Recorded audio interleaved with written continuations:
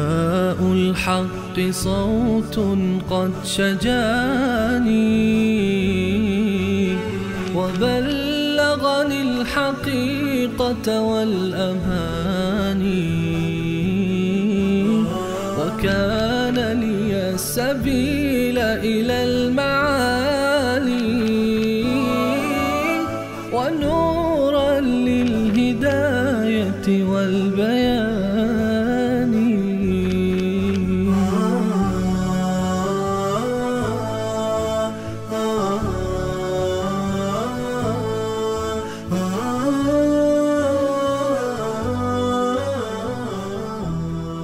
بسم الله الرحمن الرحیم.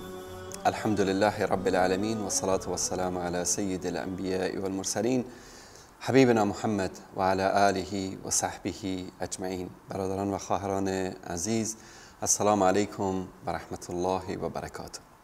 خدمت شما عزیزان موضوع مهمی رو میخواییم مطرح بکنیم و آن اینکه دعوت همه انبیای الهی، دعوت به سوی توحید و یکتاپرستی و دوری و اجتناب از طواغیت است. الله سبحانه و تعالی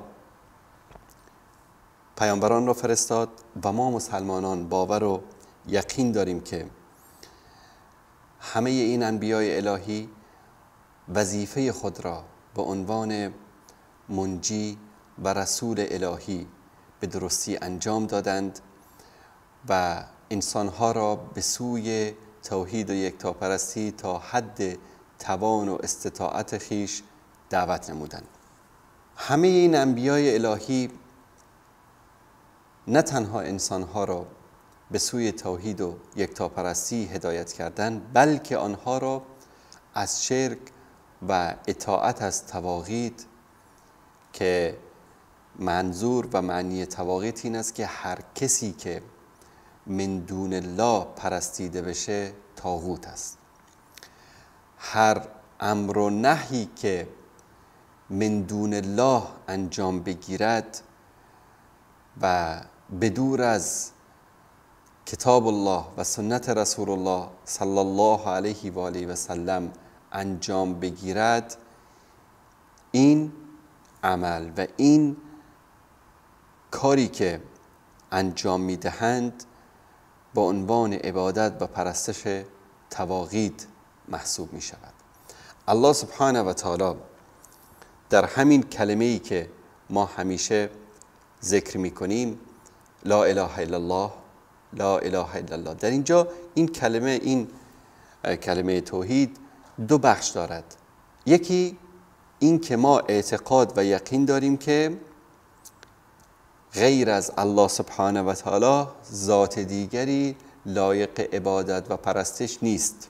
قبل از آن ما نفی میکنیم، رد میکنیم هر الهی را که غیر از الله سبحانه و تعالی باشد.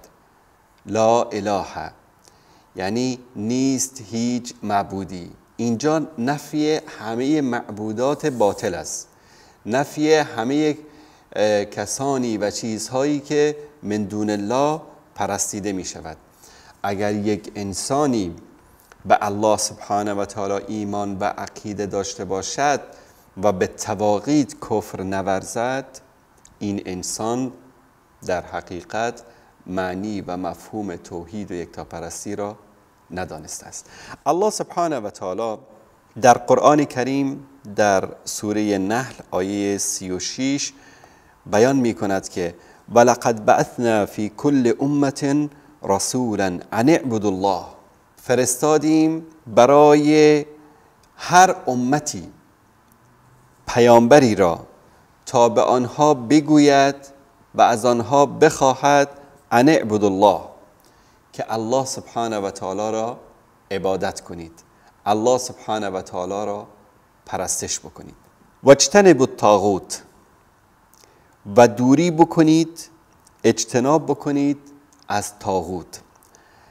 هر چیزی که من دون الله پرستش شود و هر کسی که من دون الله عبادت شود طاغوت محسوب می شود. در مورد اینکه طواغیت کیا هستند و طاغوت چیست. خدمت شما عزیزان بیان بکنم که اگر یک انسانی در زندگی خودش به الله سبحانه و تعالی اعتقاد داشته باشد، ایمان کامل به الله و به رسول، به کتابها داشته باشد، اما غیر از الله سبحانه و تعالی شخصی را، کتابی را، مذهبی را، گروهی را، حزبی را مشرع بداند که می توانند بدور از کتاب و سنت قانونی برای بشریت بسازند و بشر را ملزم به آن قانون بکنند و این قانون در مخالف با احکام الهی باشد، اینجا پرستش طاغوت است. اینجا این ایمان و این اعمال و این اعتقاداتی که این انسان دارد به درد او نمیخورد.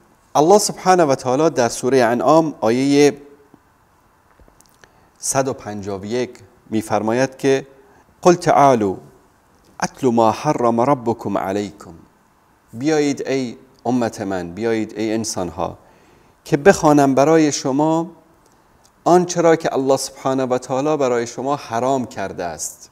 چی را حرام کرده است؟ الا تشرکوا به شیئا، که به الله سبحانه و تعالی شریک نیارید. وقتی که انسانی در مقابل قانون الهی قانون دیگری را قبول بکند، این انسان به الله سبحانه و تعالی شریک آورده است، چون قانون گذار در نزد مؤمنین و مسلمانان فقط الله سبحانه و تعالی است. قانون زندگی یک مسلمان فقط قرآن کریم و سنت رسول الله صلی الله علیه و سلم است. به طور مثال کسی بیاید بگوید که طبق قانون زنا کردن اشکالی ندارد، مجازاتی هم ندارد، این انسان با همین عملی که انجام داد، با همین حرفی که زد، در حقیقت به الله سبحانه و تعالی شرک آورد و ایمان به طاغوت آورد. زیرا الله سبحانه و تعالی در قرآن کریم به ما امر کرده است که از زنا دوری بکنیم و این زنا را جزئی از محرمات قرار داده است. اگر انسانی چیزی که محرم هست، حرام هست، آن را حلال بداند، این انسان از عبادت الله سبحانه و تعالی منصرف شده است و به عبادت طاغوت رو آورده است. طاغوت میتواند هر چیز باشد. طاغوت میتواند هوا و هوس نفس من باشد، طاغوت میتواند بتی باشد، طاغوت میتواند انسان ستمگر و بیدینی باشد، طاغوت میتواند قانون ساخته بشر باشد. هر چیزی که من دون الله اطاعت شود، من دون الله پرستش شود، در مقابل دین و شریعت الله سبحانه و تعالی قرار بگیرد، طاغوت محسوب می شود. در این مورد یک آیه خیلی زیبایی هست که من این رو خدمت شما عزیزان بیان می کنم که داستان جالبی هم دارد با یکی از اصحاب رسول الله صلی الله علیه و آله و سلم در سوره توبه آیه 31. در اینجا الله سبحانه و تعالی می فرماید اتخذوا احبارهم و رهبانهم اربابا من دون الله. مسیحیان دانشمندانشان و راهبانشان، همون رجال دینشان به اصطلاح، همون علمای دینیشان را، و همچنین عیسی مسیح را و المسیح ابن مریم، اینها رو چیکار کردن؟ اینها رو معبودانی به جای الله سبحانه و تعالی گرفتند. آیه رو کامل خدمت شما عزیزان بخوانم. اتخذوا احبارهم و رهبانهم اربابا من دون الله و المسیح ابن مریم و ما امروا الا لیعبدوا الله و ما امروا الا لیعبدوا الها واحدا لا اله الا هو سبحانه عما یشرکون. این آیه وقتی که نازل شد، رسول الله صلی الله علیه و سلم در جمعی از صحابه این آیه را تلاوت کردند که مسیحیان دانشمندان و راهبانشان را، اینها را اربابا من دون الله، یعنی اینها را خدایان جدا جدایی گرفتن به جز الله سبحانه و تعالی. یکی از صحابه که قبلا مسیحی بود و بعدا مسلمان شده بود اعتراض کرد، گفت یا رسول الله، گفت من وقتی که مسیحی بودم این دانشمندانمان را، این راهبانمان را، رجال دینمان را، علمایمان را، اینها را ما پرستش نمی کردیم. بعضی از فرقای مسیحی شاید عیسی علیه السلام را پرستش بکنن، عیسی علیه السلام را خدا بدانند، اعتقاد به عقیده تثلیث داشته باشند، اما تا امروز هم این راهبانشان را که امروز مثلا به نام پاپ معروف هست، پاپ فلانی در واتیکان مرکزشان هست، این پاپ ها را کسی نمی پرستد، اینها را کسی خدا نمی داند. مسیحیان تا امروز هم اینا را خدا نمی دانند، اینا را پرستش نمی کنند. همونطوری که ما تعجب می کنیم، این صحابه هم تعجب کرد، گفت یا رسول الله، ما وقتی مسیحی بودیم این راهبانمان را، این دانشمندان دینیمان را، این حالا بگیم ملاهایمان را، آخوندهای مسیحی را، اینها را ما پرستش نمی کردیم. چطور الله سبحانه و تعالی در اینجا میفرماید که اتخذوا احبارهم و رهبانهم اربابا من دون الله، اینا دانشمندانشان را، ملاهایشان را، آخوندهایشان را من دون الله، اینها را معبود گرفتن، اینها را میپرستیدن. رسول الله صلی الله علیه و سلم خطاب به این صحابی فرمودند آیا اگر این علمای شما حلالی را حرام می‌کردند و حرامی را حلال می‌کردند، از آنها پیروی می‌کردید یا نمی‌کردید؟ صحابه در فکر فرو رفتند و این صحابی که این اعتراض رو کرده بود، این سوال کرده بود، کمی درنگ کرد، گفت یا رسول الله می‌کردیم. مثلا در کتاب تورات یا انجیل اومده بود که فلان کار را انجام ندهید، اما ملایشون می اومد می گفت که نه انجام بدید، اشکالی ندارد، گناهش به گردن ما. پیامبر صلی الله علیه و سلم فرمودند دقیقاً منظور آیه امین است. کسی که حلال خدا را حرام بکند، حرام خدا را حلال بکند و انسانهایی بیایند و از آنها اطاعت بکنند و از آنها حرف شنوی داشته باشند، در حقیقت آنها را عبادت کردند، در حقیقت آنها را پرستیدند، چون شاعر فقط الله سبحانه و تعالی و فرستاده الله سبحانه و تعالی است. وقتی کسی میگوید که من لا اله الا الله گفتم، من به رسول الله صلی الله علیه و سلم ایمان دارم، باید در همه زندگی خودش، قل ان صلاتی و نسکی و محیای و مماتی، در تمام زندگی خودش الله و رسولش را شارع بداند، اوامر آنها را قبول بکند و از نواهی آنها دوری کند. اگر کسی ولو یک بار، یک ثانیه، یک لحظه در مقابل آنچه که الله سبحانه و تعالی حرام کرده و حلال کرده بایستد و حرف کسی دیگری را قبول بکند در مقابل قال الله و قال رسول، این انسان در حقیقت عبادت همان شخصی را انجام داده است که حرف او را شنیده است در مقابل امر الله و امر رسول الله صلی الله علیه و سلم. الله سبحانه و تعالی در این آیه مبارک امر می کند که ای انسان ها، شما مأمور هستید که الله سبحانه و تعالی را بپرستید و هیچ دانشمندی و هیچ به اصطلاح عالم دینی، هیچ آخوندی، هیچ ملای حق ندارد که در مقابل الله سبحانه و تعالی و رسول الله صلی الله علیه و سلم قد علم بکند و حلالی را حرام بکند و حرامی را حلال بنماید. این حق فقط حق الله و رسول است. اگر کسی امر آنها را قبول کرد و به سوی آنها رفت و از آنها پیروی کرد، این انسان در حقیقت اطاعت و پیروی از طاغوت کرده است. ما باید این یقین کامل و 100% رو داشته باشیم که وقتی که میگوییم لا اله الا الله محمد رسول الله، یعنی همه موجودات و همه طواغیتی که من دون الله پرستیده میشوند را نفی کردیم. در سوره بقره آیه 256 الله سبحانه و تعالی میفرماید که فمن یکفر بالطاغوت و یؤمن بالله فقد استمسک بالعروة الوثقی. کسی که به طاغوت کفر بورزد، همونطوری که گفتیم در عرصه گمراهی هر کسی که وجود داشته باشد طاغوت محسوب می شود. در عرصه بیدینی، در عرصه مبارزه با الله و رسول هر کسی که وجود داشته باشد طاغوت محسوب می شود. کسی که به این طواغیت کفر بورزد و به الله سبحانه و تعالی ایمان بیاورد، در حقیقت این انسان به عروة الوثقی چنگ زده است. عروة الوثقی چیست؟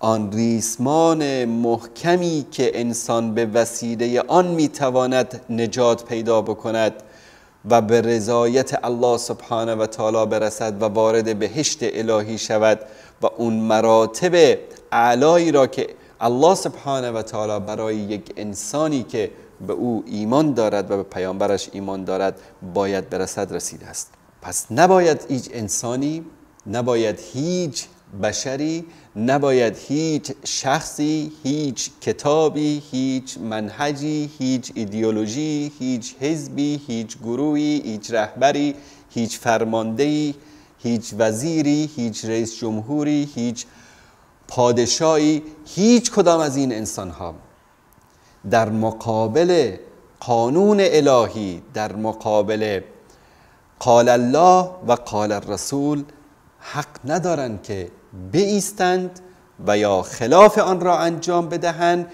یا آن را رد بکنند یا آن را معطل بکنند یا که برای انسانها قانون دیگری و دستور دیگری که مخالف قرآن و سنت باشه بیاورند. اگر کسی این کار را انجام داد، این انسان طاغوت محسوب می شود.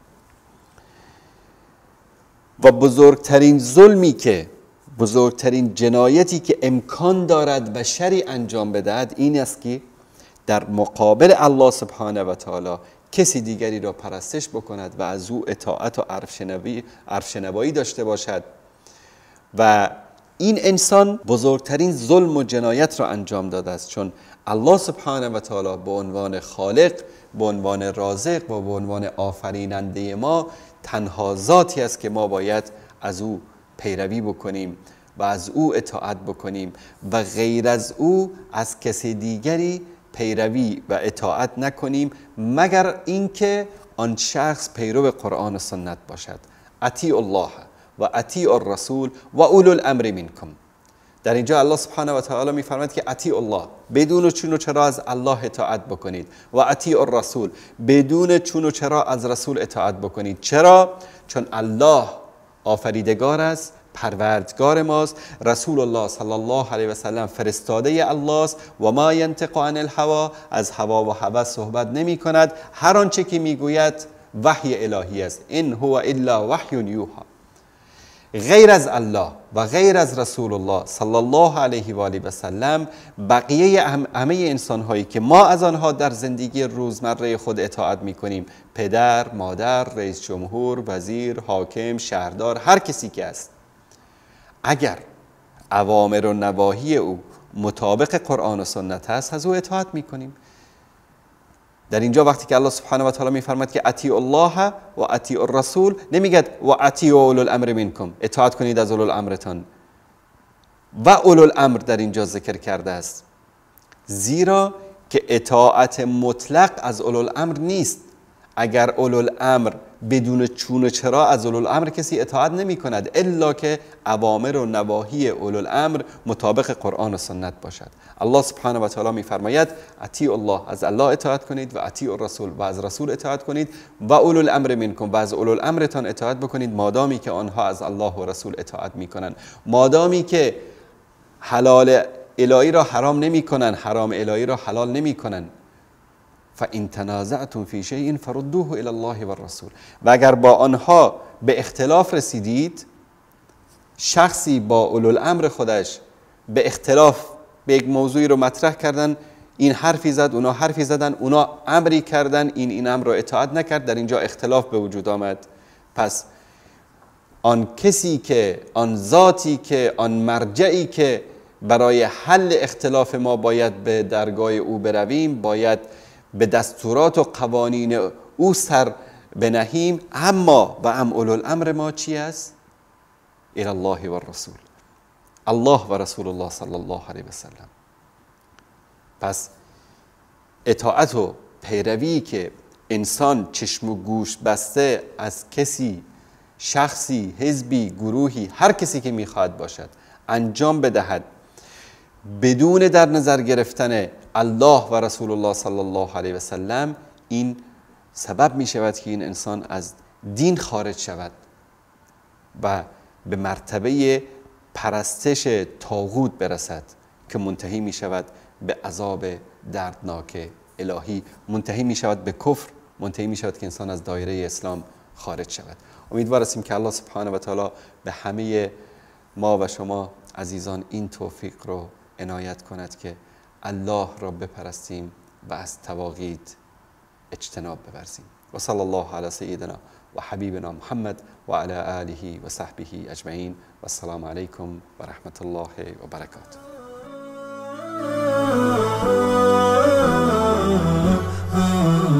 نداء الحق صوت قد شجاني وبلغني الحقيقة والأماني وكان لي السبيل إلى المعاني